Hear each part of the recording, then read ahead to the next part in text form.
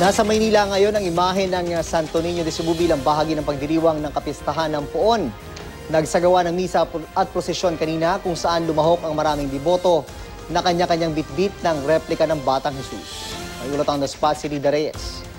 Ida? Yes, June, sinalubong nga ng mga deboto nito ang pagbisita ng Poong Santo Niño de Cebu sa Maynila bilang pagdiriwang ng Kaplag o ang ika-450 na taon ng kapistahan ng Santo Niño at ika-500 naman na taon niya rito sa Pilipinas. Kanina umaga, June, isang misa muna ang ginanap sa San Agustin Church sa Intramuros, Maynila na dinaluhan ng mga deboto. Pagkatapos niyan ay nagkaroon ng prosesyon kung saan mula San Agustin Church ay ipinarada ang Santo Niño de Cebu patungong Santo Niño de Cebu Church sa Baseco Compound Port area. Dito ay isang misa rin ang ginanap ang ilang deboto. May kasama pang bitbit na sari-sariling replika ng Santo Niño para ito raw ay mapabendisyonan.